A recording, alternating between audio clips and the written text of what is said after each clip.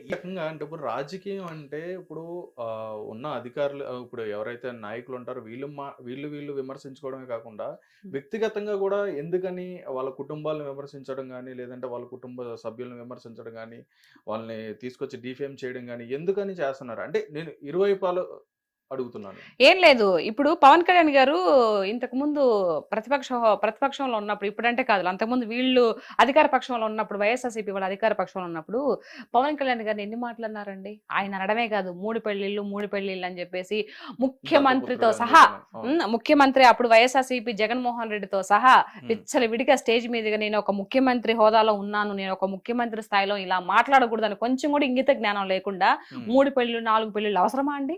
ఆయన హ్మ్. పర్సనల్ గురించి అవసరమా? ఒక్కొక్కరు చేసుకున్నారు. ఒక్కొక్కరికి అన్నీ ఇచ్చేసి మీలాగా ఏదో అంటారు గదా! ఇప్పుడు ఆ విషయాలు ఎందుకులే గాని, హ్మ్. మీలాగా చేయలేదు కదా ఆయన. హ్మ్. అన్నీ ఆయన కర్మ బాగలేక చెప్తూ ఉన్నాడు ఒక పక్క.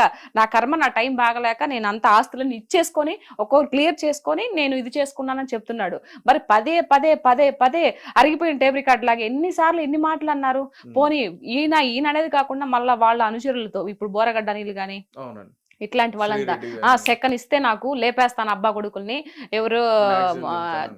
చంద్రబాబు నాయుడు గారిని లోకేష్ లోకేష్ గారిని గారు. ఒక్క సెకండ్ చాలు మాకు పైన ఆయన ఊ అంటే పర్మిషన్ ఇస్తే ఊ అంటే అంటే అవును. ఈ పిల్లకాయల్ని ఇప్పుడు పవన్ కళ్యాణ్ గారి పిల్లల్ని అవును. కూతురు రేప్ చేస్తాను ఇంట్లో ఆడవాళ్ళని ఇచ్చేస్తాను ఇవన్నీ మాటలు పనికిమాలిన మాటలు కదా మీకు ఒక ముఖ్యమంత్రి హోదాలో ఉన్నప్పుడు నీకు ఇది లేదా నువ్వు అవును. ఇట్లా మాట్లాడకూడదురా గాడిదే అని చెప్పొద్దా హ్మ్. ఇట్లాంటి మాటలు ఎందుకు రాజకీయంగా మాట్లాడాలని చెప్పేసి అంటే పార్టీ నాయకులే మాట్లాడిపిస్తారండి అలాగా? ఇంకా అంతే కదా నువ్వు పార్టీ నాయకుడు ఇప్పుడు మొన్న బాబు గారు గెలిచిన తర్వాత ఒక అతను ఎమ్మెల్యే ఏదో ఒక అమ్మాయి ఏదో జరిగిందని చెప్పేసి అవునవును. ఇమీడియట్లీ తీసేసారా లేదా సస్పెండ్ చేశారు. చేశాడా లేదా అవును. మరి ఇంత ఇచ్చలవిడిగా మీరంతా మాట్లాడుతున్నప్పుడు గోరెంట్ల మాధవ్ గారి గురించి కానీ హ్మ్. ఎన్ని వచ్చాయి వీడియోస్ ఇట్లా అమ్మాయిలు ఇట్లా వేధిస్తున్నారని అవునండి. ఆ తర్వాత అమ్మంటి రాంబాబు గారు అంబటి ఎన్ని వచ్చినాయి కదా మరి అవంతి నువ్వు శ్రీనివాస్ నువ్వు గారు. నువ్వు పార్టీ అధినేత అయి ఉండి ముఖ్యమంత్రి హోదాలో ఉండి నువ్వేం చేసావు మరి హ్మ్. ఎవరు గొప్పవాళ్ళు నువ్వు గొప్పవాడివా బాబు గారు గొప్పవాళ్ళ హ్మ్. పవన్ కళ్యాణ్ గారిని ఎన్ని మాటలు అన్నావు నువ్వు ఎన్ని అనాల్సిన మాటలన్నీ అనేసాను ఆయన చెప్తూనే ఉన్నారు నువ్వు రాజకీయ పరంగా అడిగిన దానికి క్వశ్చన్ సమాధానం చెప్పు నువ్వు హ్మ్. పర్సనల్ గా మాట్లాడొద్దంటే ఆయన అడిగిన దానికి ఒక్క క్వశ్చన్ కి సమాధానం చెప్పలేదు జగన్మోహన్ రెడ్డి గారు హ్మ్. మరి మాటలేమో అన్ని మాట్లాడుతూ ఉంటారు మరి అడిగిన దానికి సమాధానం చెప్పాలి కదా అదే. ఎదుటి వాళ్ళు ఎవరైనా సరే ఆయన ఒక క్వశ్చన్ నిన్ను అడిగినప్పుడు నువ్వు ముఖ్యమంత్రి స్థాయిలో ఉన్నప్పుడు సమాధానం చెప్పాలా వద్దా అదే అండి.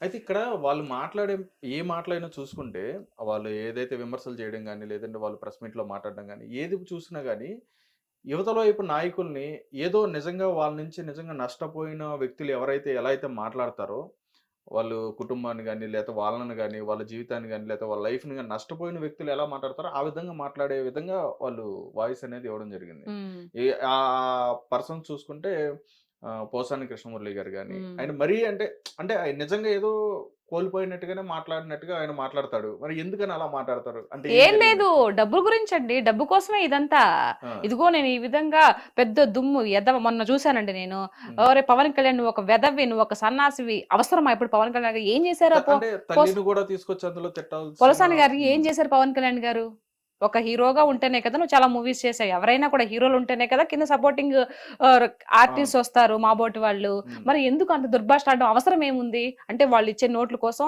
ఇష్టం వచ్చినట్టు మాట్లాడేస్తావా హ్మ్. ఎన్నేళ్ళు మహా అయితే ఎన్నేళ్ళు ఉంటారండి భూమి మీద ఎవరైనా సిలేసుకొని ఇక్కడే ఉంటారా హ్మ్. ఎవరో ఒకరు పోవాల్సిందే కదా ఏం చేసుకుంటారు ఇప్పుడు మీకు ఎవరైతే ఉన్నారో పోసాని గారు ఆయన ఆయన తినడానికైతే ఇప్పుడు ఈ కడుపు కోసమే కదా కోటి విధులు కూటు కొరకే అని అవును. కడుపు కోసమే కదా అవును. ఎన్ని వేషాలు వేసినా కూడా దానికి మరి ఇంత దిగజారిపోయి ఇంత ఇది ఒకరిని తిడితే వచ్చే డబ్బు ఎందుకండి హ్మ్.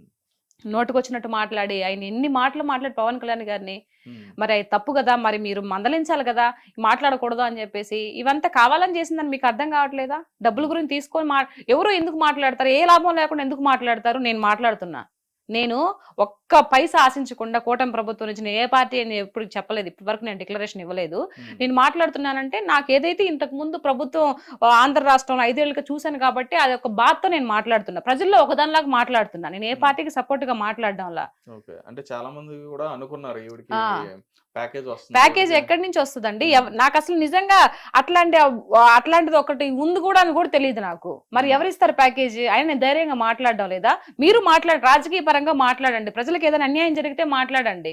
ఎవరో ఏదో ఇస్తే ఆ డబ్బులు తీసుకొని ఇష్ట ప్రకారము ఈ బూతులు తిట్టేస్తాను అని అంటే అది కరెక్ట్ కాదు కదా. పైన భగవంతుడు కూడా దాన్ని క్షమించాడు.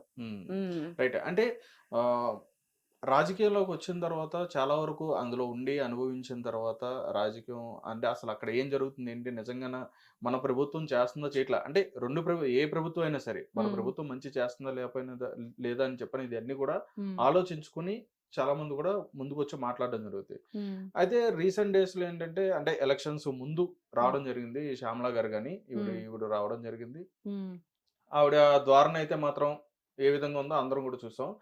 అంటే అనుభవంతో ఉండి మాట్లాడారని చెప్పని అనుకోవచ్చా, లేకుండా మాట్లాడారని చెప్పని అనుకో? లేదండి, అనుభవం లేదు.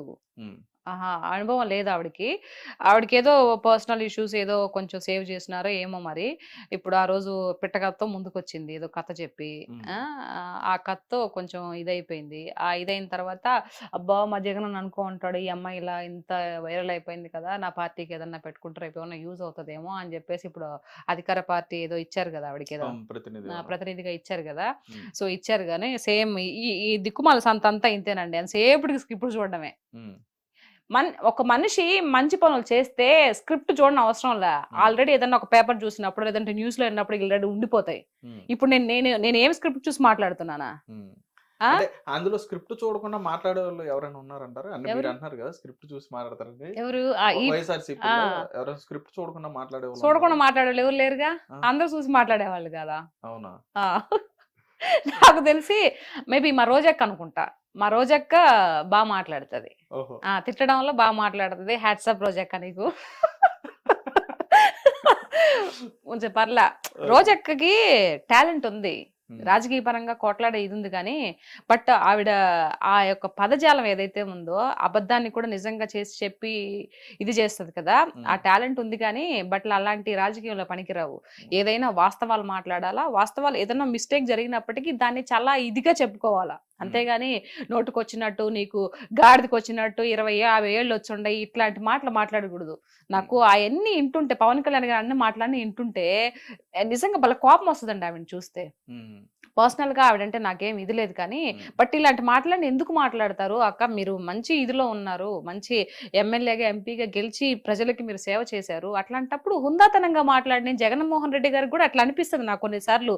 ఎందుకురా బాబు ఇంత హుందాతనంగా మాట్లాడొచ్చు కదా, ఇంత ఆస్తులు ఉన్నాయి, ఇంత పాస్తులు పోయేటప్పుడు ఏం నెత్తిన పెట్టుకొని పోతారు? వైఎస్ రాజశేఖర రెడ్డి గారు ప్రజల్లో ఒక దేవుళ్లాగా గుడి కట్టారు. అందరూ ఎంత మంచి పేరుని సంపాదించుకున్నాడు. ఆయన అనుకోకుండా పాపం చనిపోయాడు, ఏమి నెత్తిన పెట్టుకొని పోయాడు? ఎవరైనా ఏం నెత్తిన పెట్టుకొని పోతారు? నోట్లో మాట జాగ్రత్తగా మాట్లాడాలి కదా అనేది నాకు అనిపిస్తుంది కొన్నిసార్లు. సో ఈ ఇంటర్వ్యూ ద్వారా ఇన్నా పర్వాలేదండి, తెలుసుకున్న మారినా పర్వాలేదు. 10 సార్లు చెప్తే ఒక్కసారి నా ఇంటర్ ఏమో, అందుకని మీరు వీడియోలు పెడతా ఉంటారా? ఇంటర్ ఏమో అనే ఒక బాధ, ఒక నమ్మకం అన్నమాట అంతే. రైట్ అండి.